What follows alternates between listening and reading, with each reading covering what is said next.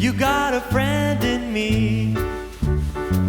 When the road looks rough ahead and you're miles and miles from your nice warm bed, you just remember what your old pal said, 'cause you've got a friend in me. Yeah, you've got a friend in me.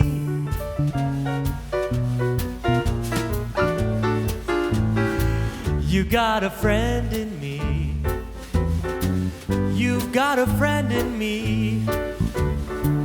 You got troubles, I got them too. There isn't anything I wouldn't do for you. We stick together and see it through, 'cause you've got a friend in me. Yeah, you've got a friend in me.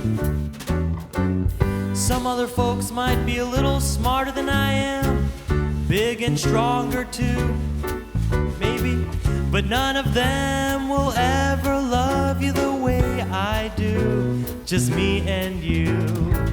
And as the years go by, our friendship will never die. You're gonna see it's our destiny. You got a friend in me. You got a friend in me. Yeah, you've got a friend in me.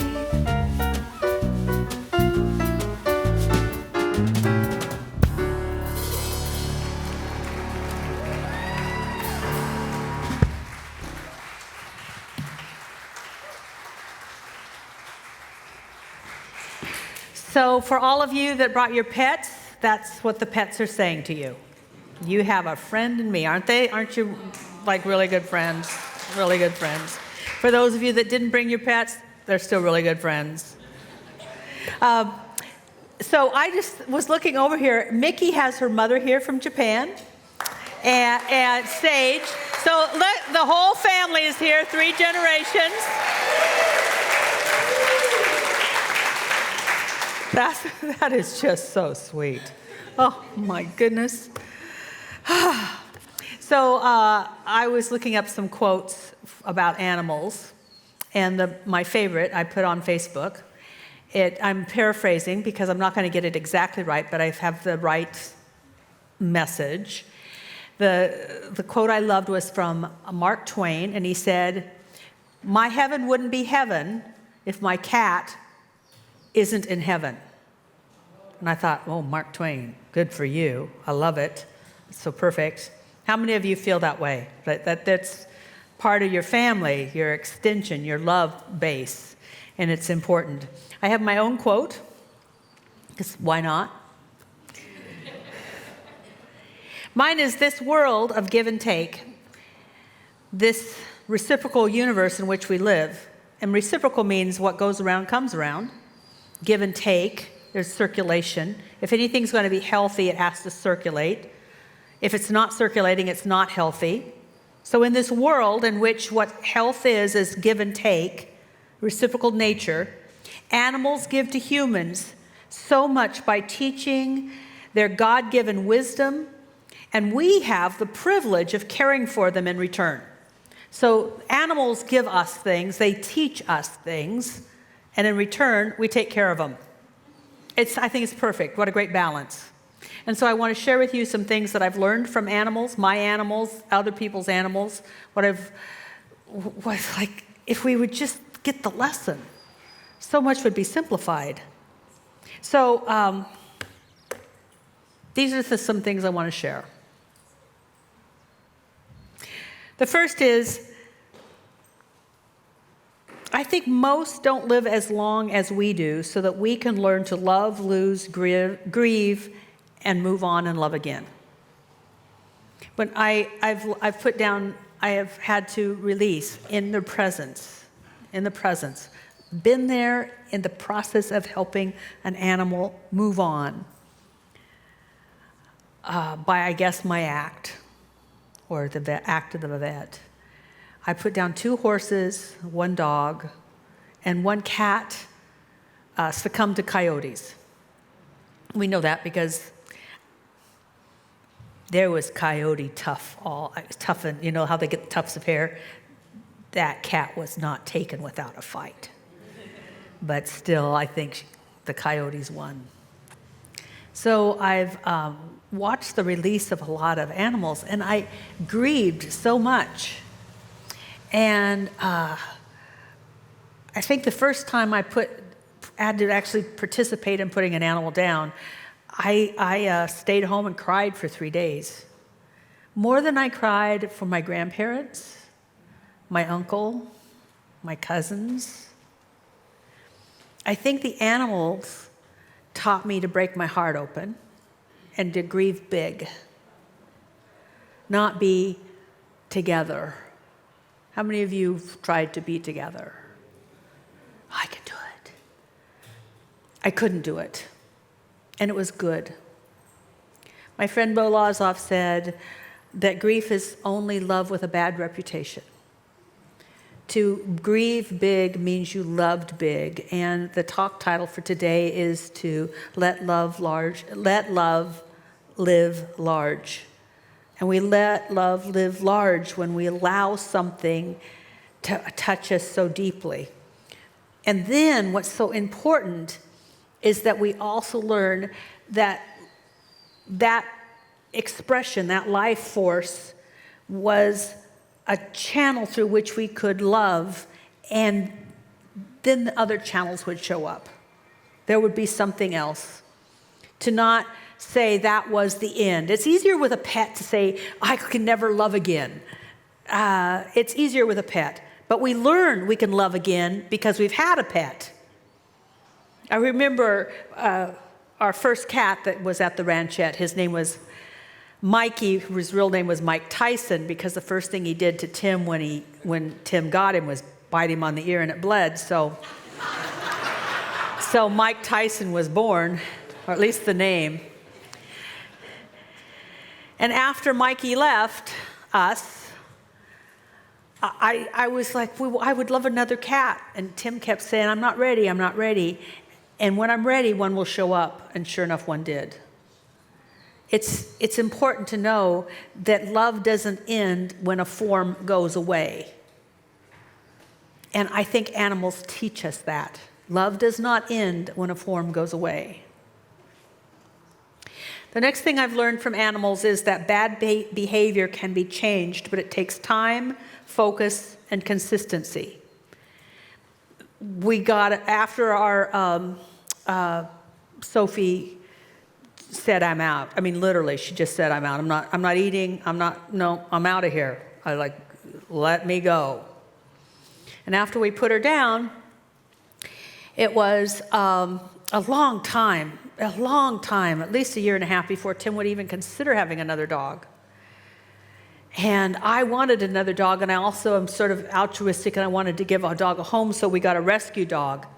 Rescue dogs come with stuff. And it's not necessarily good stuff. This particular rescue dog had lived in a crate for 1.5 years.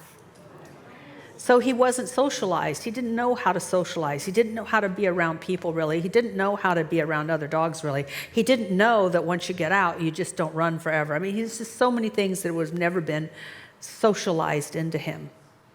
But what we noticed is that with consistency and love, he is overcoming those learned behaviors. How many of you have heard of the both Hindu and Buddhist term monkey mind? How many of you know you have one? The monkey mind can get on something and just churn it and work it, and it goes off in all directions. You think you want, I'm going to just be silent for 5 minutes. No, let's think about this. Oh, shiny object, squirrel, squirrel, squirrel. How many of you have that? You want to sit down, I'm just going to give myself 5 minutes. I really should clean the sink. You never clean the sink.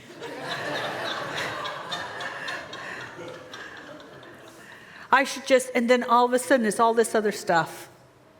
Well, what I've noticed is if by being consistent and loving with Finley, I have to remind myself that I must be consistent and loving with myself when my mind wants to be the boss of me. Your mind is not the boss of you. You are the boss of you. You are that which is eternal, everlasting, has always been and will always be, who suited up. Took a body, decided, let's play in the United States for a while. That'd be fun.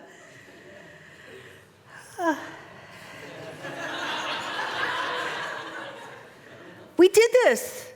We set so much stuff up. And our mind is not the boss of us, even though it has developed skills and sometimes untrained skills, like skills that aren't really good for you. Just like Finley has panic attacks when he's not with us because he's afraid he's going to be alone again. We have reactions to things that happened to us in the past that are unskilled behavior.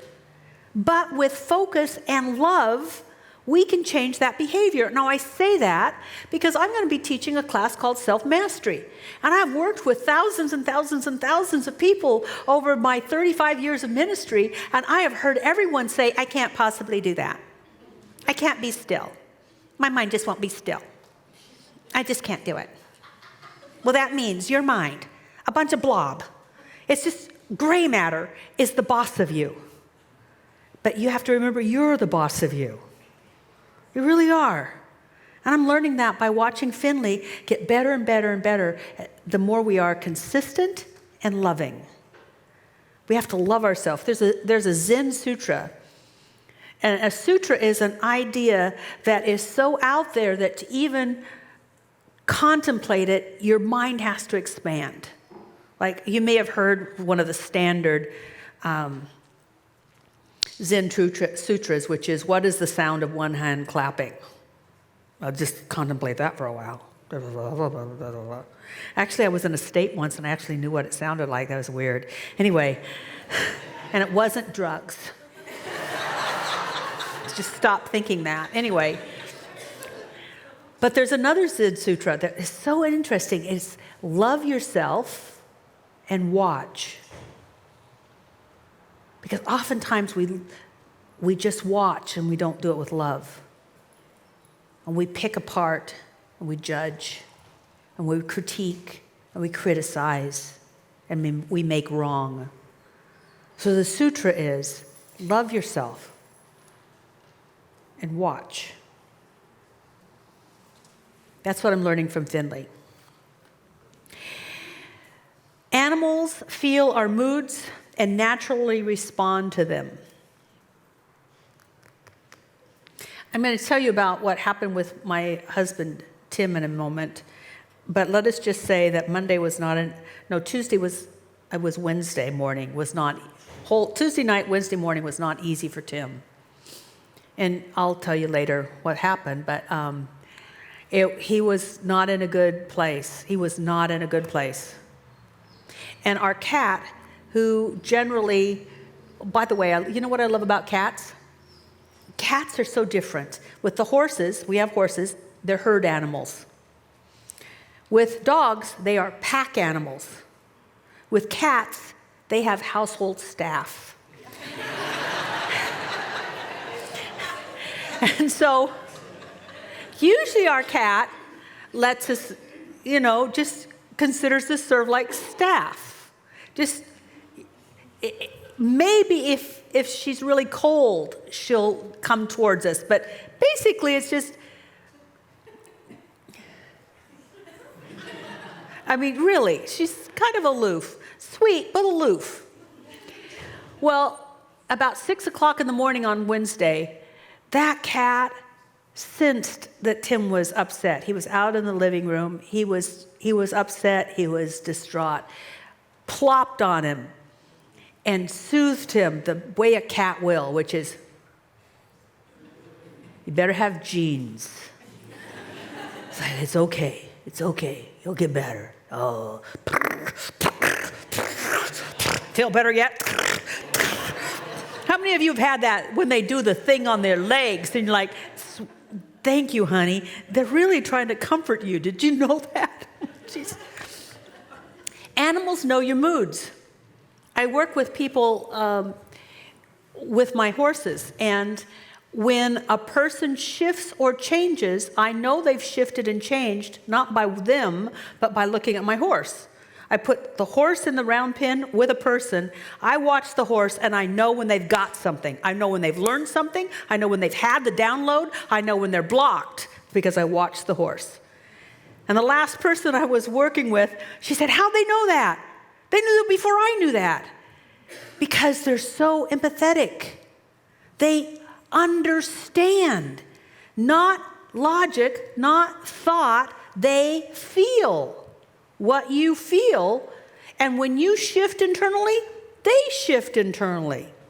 Now, why do I tell you this? I tell you this because we do too. But we've been domesticated to not share what we feel, and certainly don't talk about what we feel, and don't ask people how they really feel. And I know that because if I said, how are you? Most likely you'd say, okay. No matter what was going on. Let's just call it what it is. Crazy making. It's crazy making. Because part of us knows something's going on, and yet the words out of somebody's mouth is, it's okay. Really? Yeah. It doesn't look okay. No, it really is.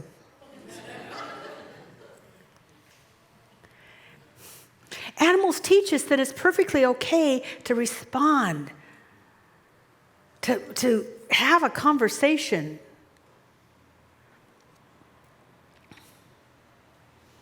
How many of you have a pet and have downloaded and told the pet something you never told anybody else? Is it just a few of us?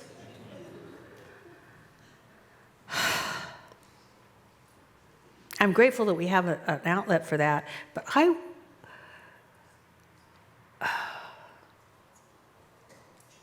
my prayer is that and I'm just going to use this for myself, my prayer is that I come so much from the spiritual aspect of me that I am willing to share the emotional aspect of me. Because a lot of people will talk about what they think, and they'll even talk about who they truly are, but they won't talk about how they feel. It's an aspect that we just seem to keep from one another, which means that we keep each other separate and at a distance. And separation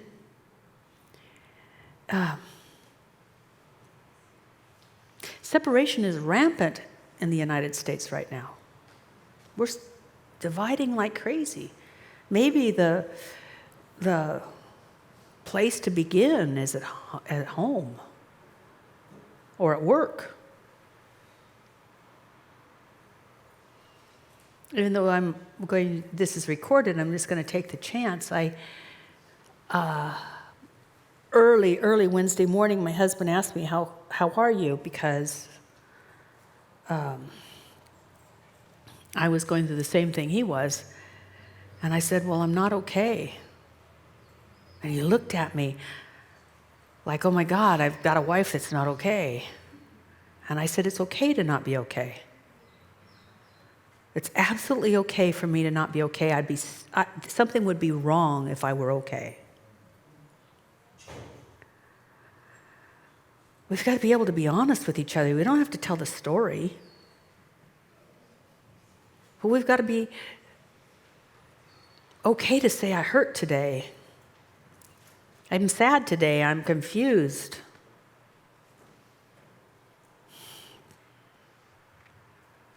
Intimacy is realness.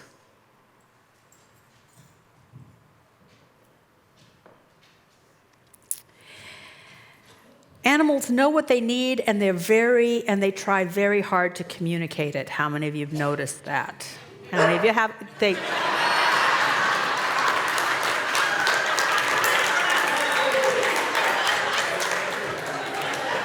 That's a doggy version of preach, sister.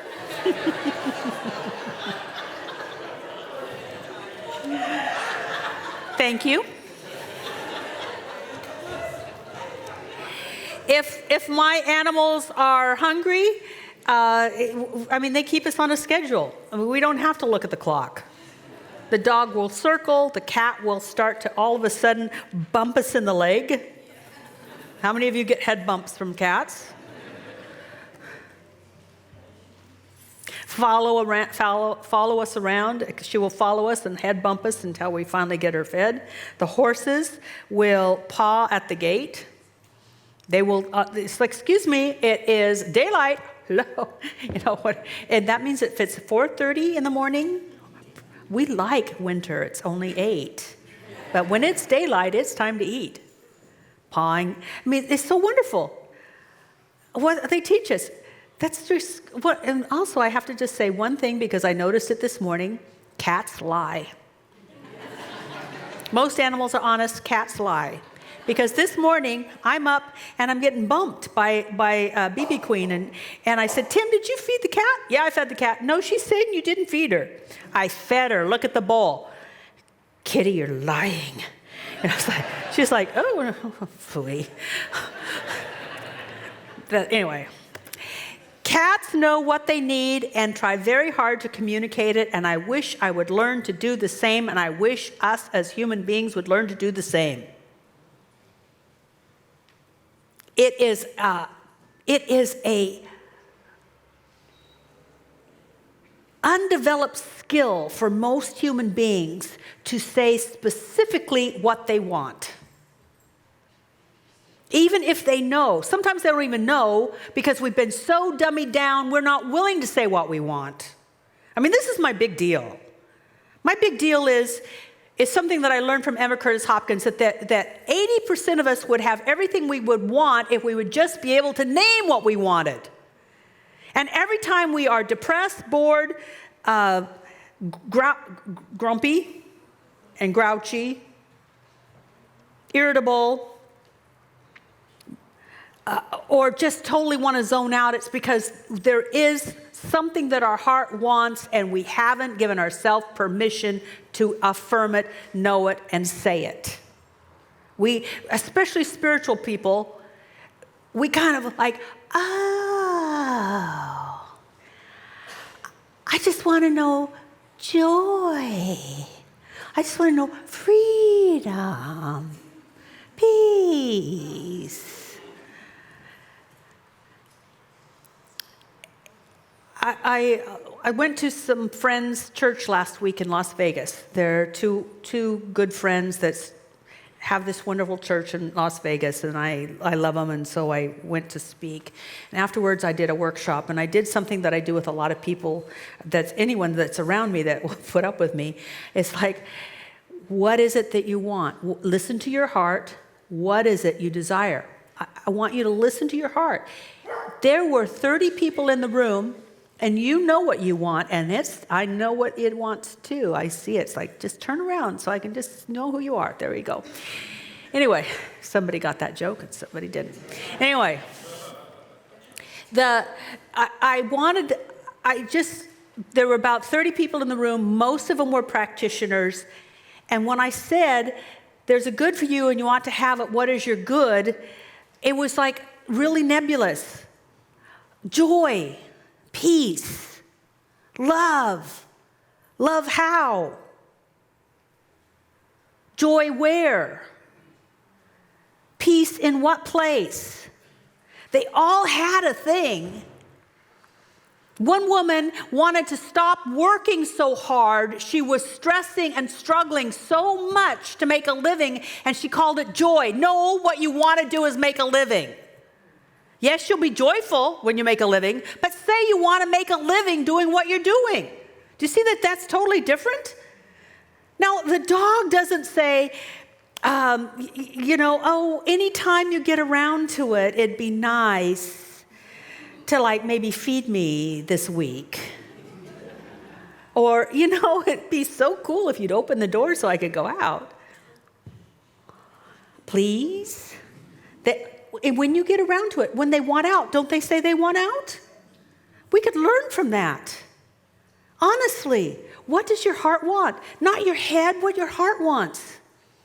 Because here's the deal. I believe that when we listen to our heart, we are listening to the next step of our spiritual unfoldment. Because that woman, when she allows herself to really be supported in this career that she's developing, yes, she'll be joyful, but she will have something handled so that she can look out and see a greater world in which she can contribute to. When we're under the stress of barely making it, it's hard to be a contributor in the world.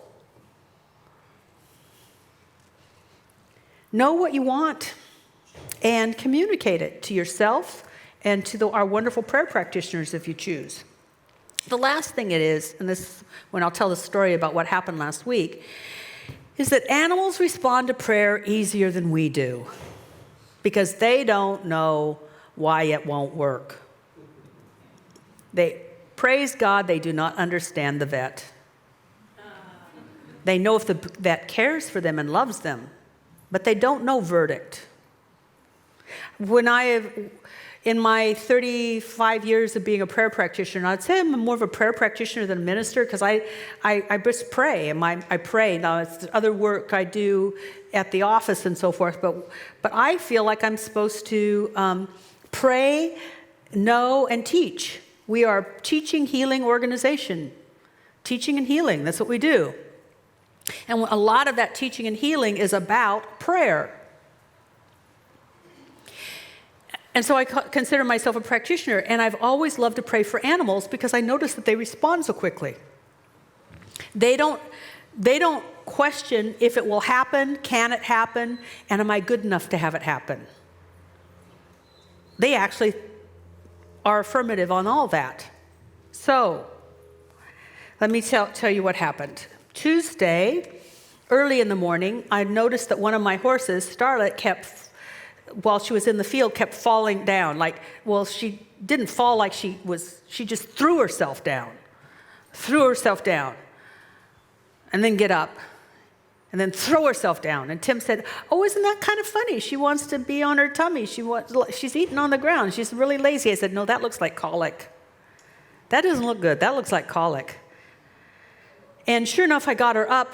I went out there. I loved her so much. I went out with my work clothes on and my pristine white sneakers. And I'll tell you, I was out there in the field pulling her in as soon as I could.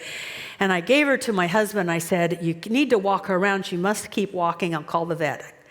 I need to go to work." I got very busy at work and didn't have the opportunity to look at my phone until after our meeting, whatever that was, at noon, I guess. And he had already taken her to Pilchuck Animal Hospital. Do you know they have an ICU in an animal hospital? She's in the ICU at the animal hospital. Whoa. The vet, by the time the vet got there, he looked at Starlet and he said, "You put her in the horse trailer now. She's got to go." Colic is a major killer of horses. Something about their tummies, I don't want to get into it, but it's major. It's not a small thing. Usually treated with surgery. Yeah. And Pilchuck is the place to do surgery. So I left work early. I met Tim at Pilchuck with the vet, who said, "This is your option, surgery." Your option is surgery. And it will be anywhere between $12,000 and $25,000. And Tim said, "Well, it's up to you. Do you know what we could do with $25,000?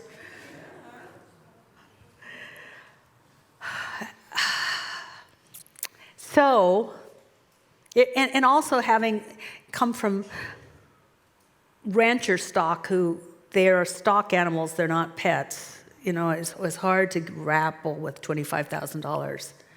And yet I would look at my horse and see her stretched out in pain and rolling in pain.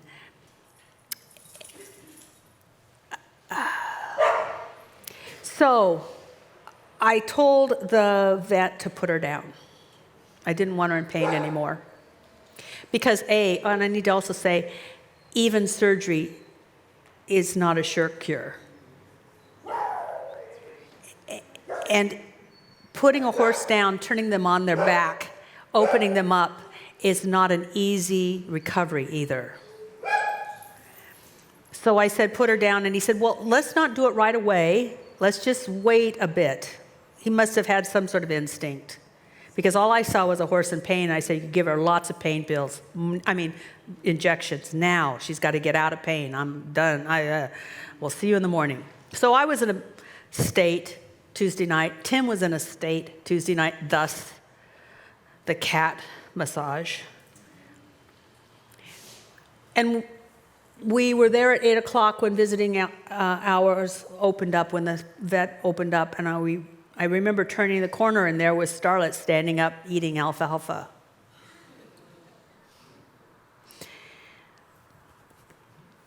The vet said, and I don't know why, I'm not sure why he didn't call us, but the vet said a half an hour after we left, she stood up, shook herself, and looked around like, where's my food?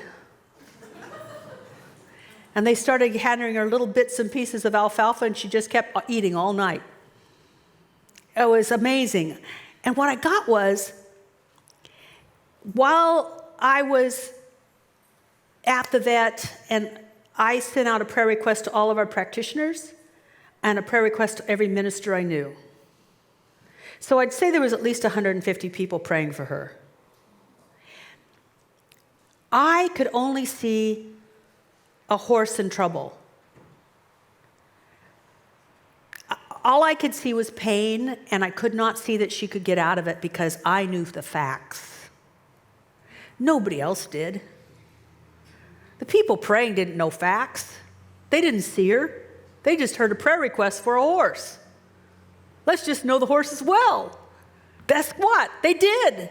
And as soon as my vision of her left, the prayers could take effect. I wasn't in the way. Tim wasn't in the way. We weren't seeing that this is impossible. Emma Curtis Hopkins says that any prayer you give goes out and touches someone, even if the person that you're praying for deflects it. Somebody will be healed because a prayer is a movement in the universe for good. Ernest Holmes says there's a power in the universe for good, and we can use it. We use it when we use it constructively for the betterment of ourselves and others. And if the other goes, it's not my time, it's not my time. Sometimes it's just not my time. I prayed and prayed for Sophie. Others prayed for Sophie. But you know what? She told me, I'm done. I mean, she gave every indication. I'm out of here, Mom. Love you, bless you. I got a new job. I'm coming back as a bulldog this time. Or a horse or a giraffe or something. I don't know. But all prayer is effective. But can we get out of the way? One of the things I tell people when they say I'm praying for a relative or I'm praying for my best friend is like, no, stop it. Don't pray. Have one of our prayer practitioners pray. Because it's easier for them to know there's no problem than for you to know there's no problem. If it's a family issue, you're in the middle of it. Get someone else to pray. Because it's too hard to cut off our senses so that the Spirit can tell us what's really going on. Very difficult.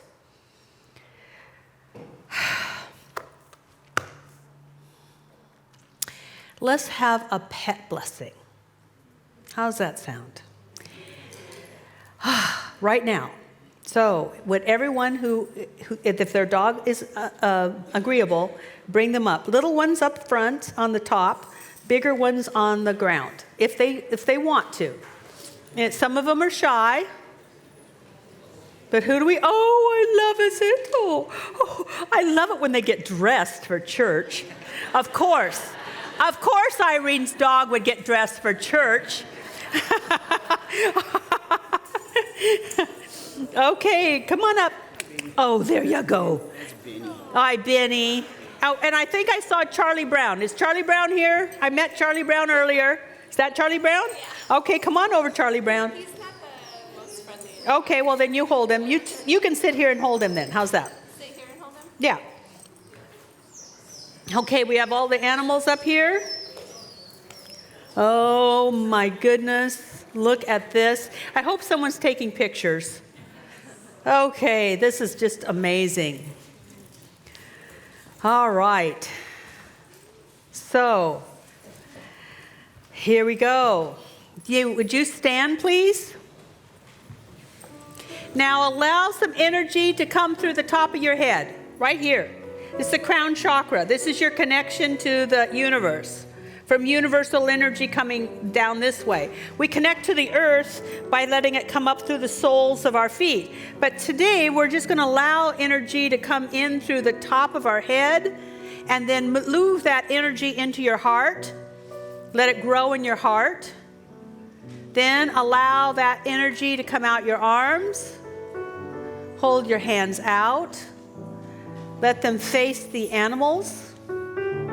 So that you are letting the universe bless through you every wonderful puppy up here. And do we have our cat? We did get a cat. Duchess must not have made it up. Okay, now repeat after me. I see only divine life. Indifferent, unique, and lovable ways. I let love live large in me. Blessed be. Blessed be. Blessed be. And so it is. Thank you for your blessing.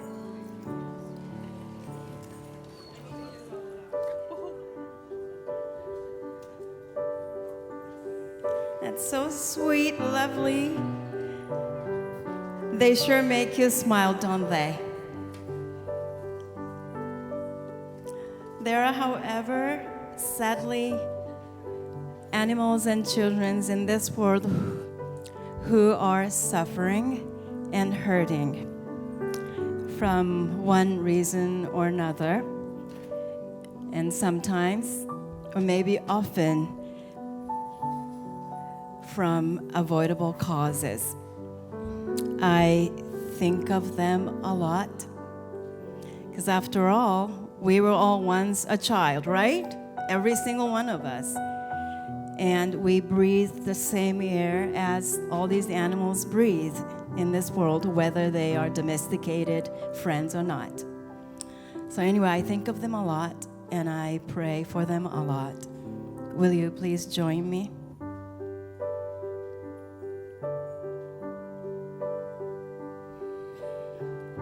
Bless the beasts and the children, for in this world they have no voice. They have no choice.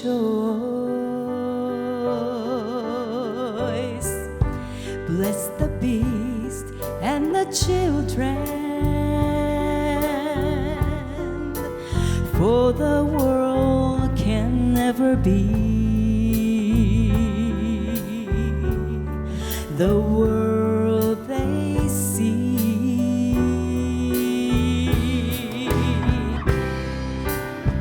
Light their way when the darkness surrounds them. Give them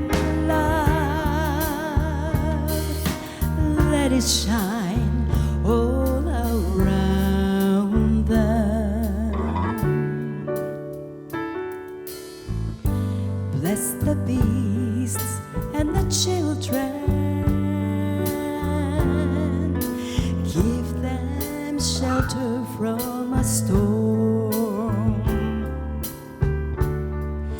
Keep them safe.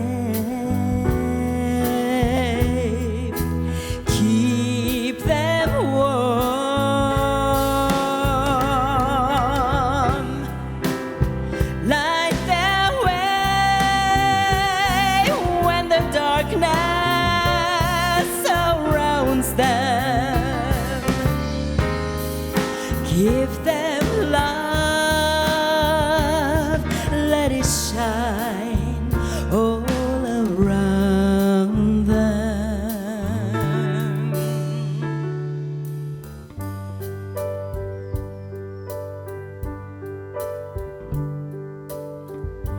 Bless the beasts and the children. Give them shelter from a storm. Keep them safe. Keep them warm. Bless the beasts. Bless the children.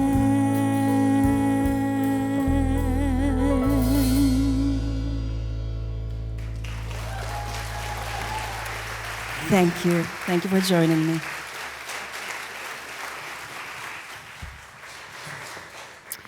So let's just move into a awareness that the Spirit of God is waking up humanity to love large, to love and live large. Not just those that we call our own, but to know that all are our own, because there is a sense of oneness opening up in the consciousness of humanity, so that we love life no matter what form, that we love others no matter the color of their skin or where they came from. Let us be a place where a universal blessing happens. And as I said, if we breathe that out, if we breathe that blessing out into the universe, someone is touched by it. Someone is blessed. No prayer is unheard or unanswered. Let us pray now. See the healing love of God opening humanity's heart to humanity, opening humanity's heart to other species, and to the beautiful earth herself. Thank you, God, and so it is.